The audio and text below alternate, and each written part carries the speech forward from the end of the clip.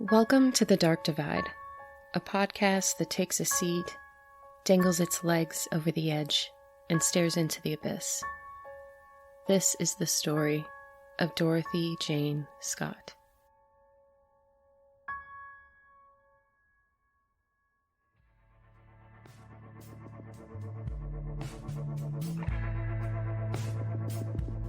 I've been thinking about how I'm going to say it.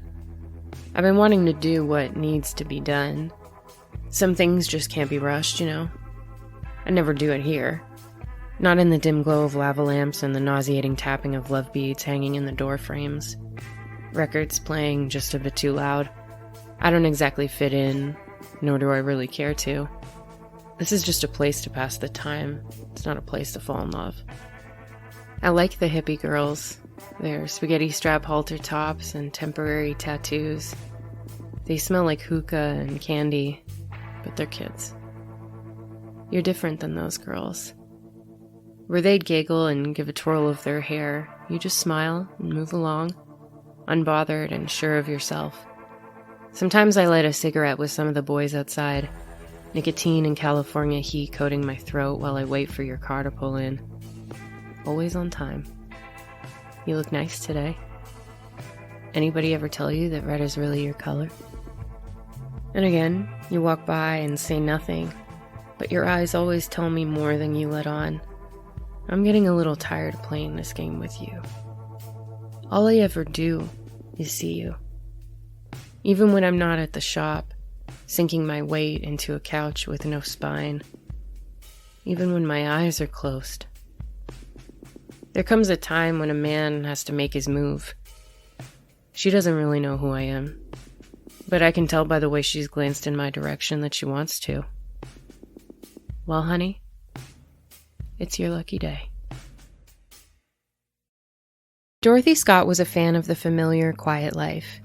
If you'd asked her how things would have turned out, this might not be exactly what she had in mind, but that was the magic of it all. And sometimes the deepest joys can be found in the most simple of routines. As a single mother, being able to give her son Shanti the gift of predictability was something that gave her a sense of pride in the life she'd built for the two of them. Dorothy handed a sleepy Shanti over to her mother, Vera, and headed to her car. She was off to a place called Swinger's Psych Shop, a hippie bohemian-type place that sold anything from lava lamps and incense to mood rings and tie-dye everything. It was only about 20 minutes away from her parents' place, so they would happily do the babysitting whenever she was at work. Dorothy was a backroom secretary, and tonight was their monthly meeting. When Dorothy began working there, her father Jacob had actually been the owner of Swingers, before later selling it to a man named John Kaikola, who already had a shop in town called Custom John's Shop, a head shop selling drug-related paraphernalia, like bongs and hookahs. And Swingers was kind of a place where you could just sort of hang out. Anyone from flower children to questionable outcasts could sort of just loiter around with no pressure from the super chill staff. And the work atmosphere was about the same, too. Everyone generally got along really well. She drove off against the twilight backdrop with its leftover traces of oranges, purples, and pinks.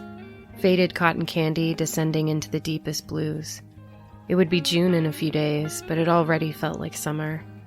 Dorothy rolled the window down, and the warm breeze wrapped itself around the dancing tendrils of her hair. Stanton, California is a speck of a thing in West Orange County, between Anaheim and Garden Grove. In this simple place, Dorothy had a simple life.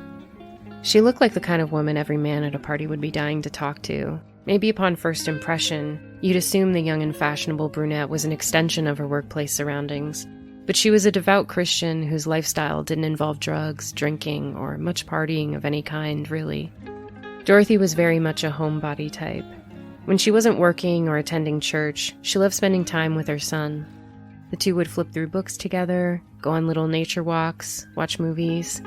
Dorothy really loved being a mom, and always met her 4-year-old's curiosity with energy and love. The two of them lived with her aunt, and her parents lived nearby in Anaheim. Where Dorothy's life may have held gaps and challenges because of being a single mother, her family was right there to fill in the blanks and support her. Dorothy had just turned 32 and was sinking her teeth into this new chapter of her life. The whirlwind of her teens and 20s had slowed to a nice pace, and she wasn't sure what was next for her and Shanti, but she wasn't in any rush. Even though her and Shanti's father were on great terms, sometimes it was still difficult to reconcile the expected from reality. Relationships and dating only gets more complicated once you add a child into the mix, and her devotion and priority was just being the best mom she could for Shanti. She knew in her heart that God had a plan, and she didn't bother worrying too much about the who or how part. For now, she was enjoying just being Dorothy, all on her own. But someone else was enjoying Dorothy all on her own, too.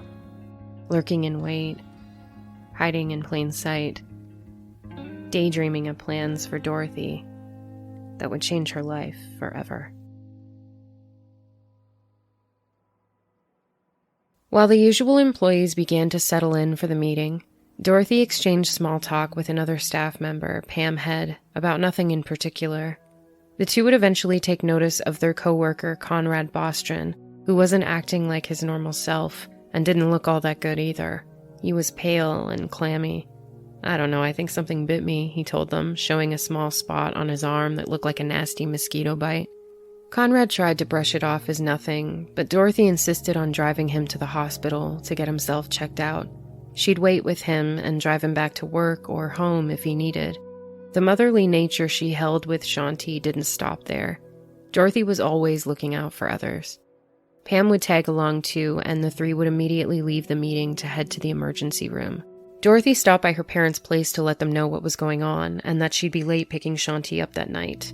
And she also quickly changed her black dress scarf to a warmer red one. It wasn't long after Conrad was admitted into UC Irvine Medical Center that he was diagnosed with a black widow spider bite, something that wouldn't have been fatal, but definitely could have been a lot worse had he continued to ignore his symptoms. Conrad's reaction was on the more severe side, and he would need to be treated for the pain he was in and the venom affecting his nervous system. Dorothy and Pam sat around for 2 hours in the waiting area until he was ready to be discharged. Conrad was still in rough shape and would need antibiotics. While he and Pam would make a quick stop at the hospital pharmacy, Dorothy offered to go get her car and bring it around to the emergency entrance so he wouldn't have to walk far. She made a stop at the restroom and then exited to the parking lot. Pam and Conrad waited for Dorothy. After several minutes, they went outside the doors about to start heading to the car in the same direction Dorothy had, thinking maybe they'd misunderstood or something. And that's when Dorothy's station wagon came into sight, driving towards them, but far too fast with the intention to stop. They waved at her, confused, as the car continued past them and drove on. They began to run after it, but it sped off faster than they could catch up, took a sharp right turn out of the lot, and disappeared into the night. Had Dorothy even seen them? They weren't sure, as the headlights had been too bright, blocking their vision of whatever state Dorothy was in when she'd driven past. Pam and Conrad went back inside and sat there, waiting for hours, assuming Dorothy would come back. She wasn't the kind of person to offer a ride to someone and then not show up. They called the shop, but Dorothy hadn't returned to work. They called her parents, but Shanti was still there. Dorothy hadn't gone to pick him up. As strange as it all was, everyone still assumed there was good reason behind it all. Before the age of instant communication, time moved slower. People were less accessible through technology, and there were more reasons why you couldn't get a hold of someone. It wasn't until a few more hours passed did Pam and Conrad finally become worried enough to phone the police and report Dorothy missing. But the fact that she was a 32-year-old woman who had apparently driven off from a parking lot didn't really set alarm bells off for them. It wouldn't be until 4:30 a.m. the following day that her white Toyota station wagon would be found in Santa Ana, about 10 miles from the hospital. The car had been driven into an alleyway, set on fire and abandoned.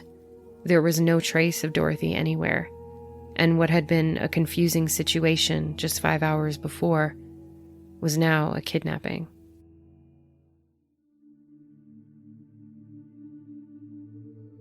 When authorities interviewed those closest to Dorothy, they learned that before the night at the hospital, she'd been the victim of stalking for months. A man had been terrifying her with phone calls at her workplace describing what she'd done and wore that day, or just generally professing his love for her. But sometimes when he called, he was angry and he would threaten Dorothy. Her parents told the police that she'd mentioned a particularly alarming phone call where he'd threatened to get her alone so he could cut her up into bits so no one would find her. And he wasn't bluffing either. Once, he'd told her to go outside because he'd left her a gift. She'd been chilled to the bone to find a single dead rose on the windshield of her car. He knew where she worked, where she prayed, when she woke up, and when she slept. He knew about her child and her family members. Dorothy had told her parents that she felt like she could recognize the voice, that it belonged to someone she thought she'd met before, but she couldn't place it. She feared for herself and her family. She even considered getting a firearm, but didn't want to risk it with Shanti around. But Dorothy wasn't the type to feel helpless, so she did the best she could to live her life as normally as possible while intertwining extra safety measures where she could. For the most part, in her simple day-to-day life, she felt safe at the places she went to and from. Shanti was never alone, and she rarely was either. Her life was one of routine that rarely changed. That night at the hospital, as strange and risky as the setting may seem, could have possibly been instead a golden opportunity for him. Dorothy had been completely on her own in figuring out how to handle this situation. She'd taken karate lessons as a means of self-defense, but had only mastered the basics. She didn't know who this person was or what they were capable of, but what they had done wasn't enough to go to police about. Stalking itself wouldn't even be established as a crime until 10 years later, in 1990, after several high-profile cases in California would change the definition of danger that doesn't always involve physical harm. Within 3 years, every other state would follow suit and create stalking laws as well. New amendments and definition expansions are added constantly to continually cover the wide scope that is harassment of all forms. The police advised the family that it would be best to keep the media out of the mix. They wouldn't want to tip off the abductor or share too many details that only they would know. Even though it went against everything in their gut instinct to get Dorothy's name and face out there for anybody who could remember something from that night or anyone who might have seen her vehicle, they complied. After a week of suffering in the not knowing about their daughter, Vera received a phone call, a man's voice on the other end asking if she was related to Dorothy Scott. After she said yes, he told her, "I've got her," and hung up the phone. Even still, they waited another 2 weeks while police seemed to fall short with any leads or useful information. By then, Jacob had had enough and decided to take matters into his own hands. He called the local Santa Ana paper, telling them all about the kidnapping and his missing daughter, explaining that they'd wanted to go to the media right away, but had waited, and they could wait no longer, as it felt the light at the end of the tunnel was getting dim. On June 12th, the paper ran a story on Dorothy, and by late morning, the paper's editing manager, Pat Riley, would receive a phone call of his own. The man on the other end of the line claimed that he hadn't just taken Dorothy, he'd killed her. He told Pat that she was his love, and he'd caught her cheating. Even though she denied to him that there was anyone else, he didn't believe her, so he killed her. He went on to delve into details that hadn't been in the article, like the fact that she'd been at the medical center because Conrad had suffered a spider bite. Even more specific, he knew that she'd been wearing a red scarf, a detail only a few would have known that night. He'd claimed that she'd called him from the hospital. Pam would later deny this could ever be the case, as Dorothy hadn't left her sight except to slip out of the parking lot. And the idea that Dorothy was cheating on somebody seemed impossible to fathom, given the context that she didn't even really have a boyfriend in the first place. Dorothy wasn't the secretive type. She didn't have a reason to be, nor did she really have the time. Whatever warped version of the story this man was trying to paint, the police couldn't deny that one truth remained. He was definitely the man who had taken Dorothy. If he was telling the truth about taking her, he was most likely telling the truth about killing her. On Tuesday, July 9th, the Santa Ana Orange County Register Evening shared a reward post for any information on Dorothy. It read, "The parents of Dorothy Jane Scott have given up. They feel their 32-year-old daughter is dead, and they will pay $2,500 for any information leading to her body, or if by some chance she is still alive, for information leading to her whereabouts." Even now, decades after established definitions and laws, it's easy to wonder what makes someone tick. Or rather, maybe a misguided curiosity of what a person did to make somebody so mad. Because the idea of a complete stranger, seemingly unprompted by a victim themselves, is almost too horrific for the mind to bear, too mysterious and capable of anything.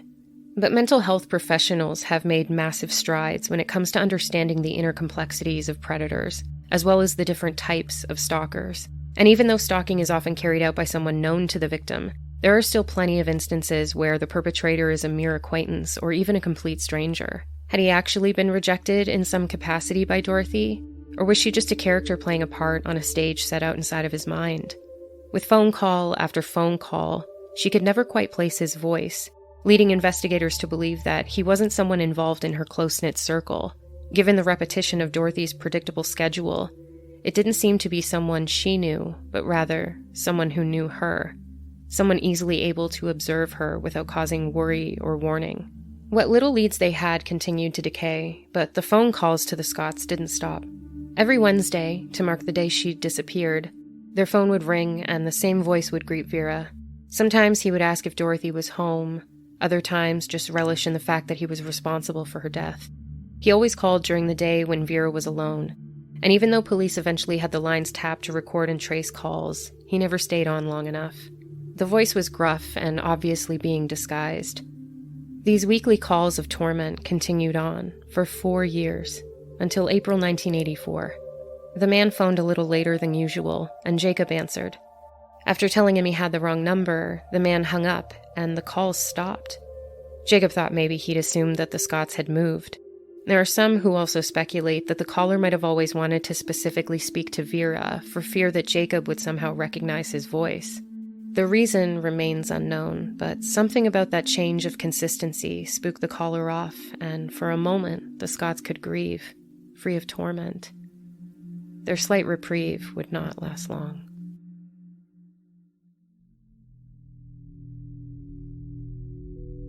On the morning of August 6, 1984, a construction worker digging in an area around 30 feet from the Santa Ana Canyon Road discovered human remains. Forensics would confirm that the bones found were both dog and human. Even though there was no way to determine how long they'd been there for certain, they'd most likely been there for at least 2 years, because in 1982 there had been bushfires in the area and the bones were charred. They discovered 2 femurs, a pelvis, an arm bone, and a skull with teeth, which would later be compared to dental records. The cause of death couldn't be determined. The peculiar addition of the dog bones caused many to speculate that they were put there to throw off the scent for cadaver dogs. 10 days after the remains were found, police confirmed it was Dorothy. There was also a turquoise ring and a watch that belonged to her. The watch had stopped ticking at 12:30 a.m. on May 29th, about an hour after her vehicle had sped out of the hospital parking lot. Even though they had assumed for years that their daughter had been killed, the Scotts could put a definitive answer on a question they'd been living out.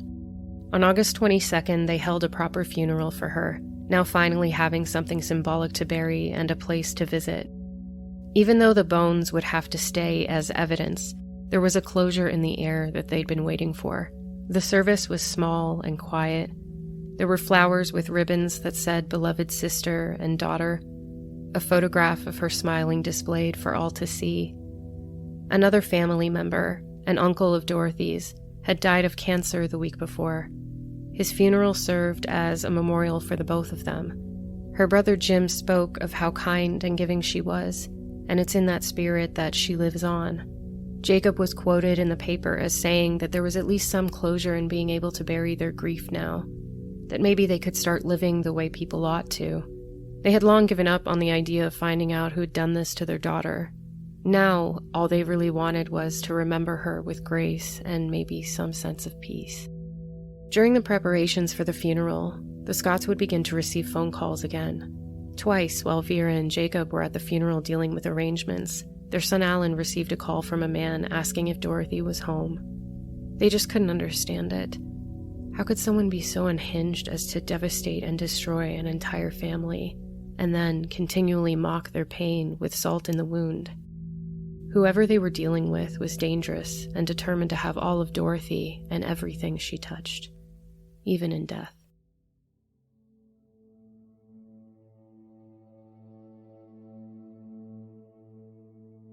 It wasn't that the police didn't have anything to go on, but what they did have amounted to very little. Those closest to Dorothy were easily cleared, along with Shanti's father, Dennis Terry.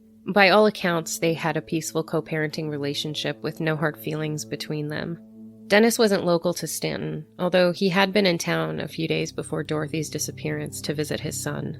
He'd flown back home to Fairgrove, Missouri, and called the night Dorothy went missing. Jacob had told him he would keep him updated on her whereabouts, and later in the evening when he called him back, Dennis answered. Even Pam and Conrad also became suspicious to some over time, grasping at straws, thinking maybe there was more to their story, that they would have had enough time with her to carry out the crime. But they had all been seen that night by witnesses at the hospital, and neither of them had any motive at all to hurt their coworker. The lights had been too bright for either Pam or Conrad to notice for sure if Dorothy had been alone in the car or who was driving. But given the recklessness, it's doubtful that Dorothy was at the wheel. Some people speculate that maybe someone had left a note for her, set a trap by sparking a fear about the safety of her son, but Dorothy wouldn't have left in a rush alone or put herself in danger. She wouldn't have driven off without letting Pam and Conrad know what was happening. Whoever it was most likely followed Dorothy in their own vehicle and then took advantage of those few minutes she was completely alone. The man had told Pat Riley that he'd been at the hospital that night. Maybe seeing her with Conrad sent him into a spiraling rage, or maybe the entire concept of everything had been a grand delusion of his twisted mind. He most likely watched her, maybe not even expecting an opportunity, but just following suit in his obsessive compulsions. Maybe this hadn't been the first attempt to attack and abduct Dorothy, but rather the first time it had finally been successful. Whether someone drove there or not is impossible to know for sure. It appears that nobody at the hospital was ever interviewed officially by police, and even in smaller cities and towns, hospitals are high-traffic areas, and 1980 didn't have the luxury of CCTV footage commonly everywhere, license plate recognition, or even electronic paid parking. If any person or persons had driven to the hospital and followed her, they could make it back to retrieve their vehicle at any time to the hospital, whether by cab or foot, without suspicion. Some have thought that Dorothy's case may be connected to the unsolved case of Patricia Jean Schneider, a 25-year-old cocktail waitress that went missing on July 31st, 1982 in Pedley, California, about an hour from Stanton. Patricia was last seen at a Circle K gas station around 3:45 a.m. after making a call to report car trouble. Sometime between 5 and 6 a.m., a deputy sheriff found her vehicle on fire in a field.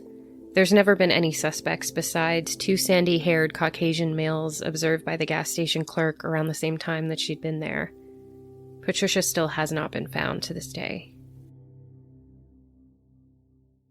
Years after his mother's death, Shanti will learn of speculation involving a man named Mike Butler. Mike was from Southern California, and he joined the Army when he was 20 years old after being drafted.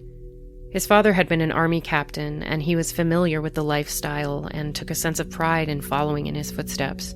He'd spent most of his time overseas, stationed in Germany, and became a writer for the Stars and Stripes News, an independent military newspaper.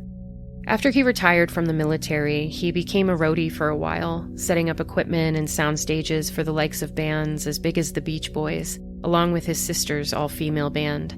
She was actually quite the accomplished musician, and like Dorothy, had also worked at Swingers for a good chunk of time. Butler would have had access to Dorothy, possibly sporadic, but enough for her to hear his voice in a way that would have felt familiar. He would have been able to drop by the shop for one reason or another without suspicion. He could have attended events she went to as well and fit right in. Apparently, his work was really close to Swingers, and according to some people who knew Dorothy, they say he'd become obsessed with her over time. He was a deeply religious man, well known throughout his community near the Santiago Mountains. There were people who said that he was unstable, and that his pious behavior was much more sinister and cult-like than it may have seemed. And he'd been on the police's radar, but why and for what exactly is unclear, and apparently nothing came of it. There isn't much information about where the speculation of his alleged fixation on Dorothy comes from and what exactly it's based off of. Unfortunately, he died from health complications in 2014 and had never been officially interviewed by authorities regarding Dorothy. With Dorothy receiving so many threats by someone fixated on her through her workplace, it's easy to speculate that just about anyone from the wrong side of the tracks could have met her just by being at Swingers. And her murder wouldn't be the last time that Swingers would be found in a news headline. In July 1992, John Kikola and his business partner Philip M. Grammatica were charged with 9 counts of conspiracy and structuring cash transactions. The two of them were making sure to purchase cashier's checks and money orders in sums of less than $10,000 to avoid having to report it to the IRS. There were hidden deals, cash exchanges under the table, plans to purchase a mighty piece of land, rumors of growing drug crops and other nefarious activities. The talk of drugs surprised nobody, although no charges involving drugs were ever filed. These financial acrobatics have no link to Dorothy's case specifically, but it does put into perspective the possible wide scope of people who would have been involved in the back workings of swingers. When it comes to who could have met Dorothy and had access to her, it is as big of a web or as little as you want it to be, depending on the angle you take.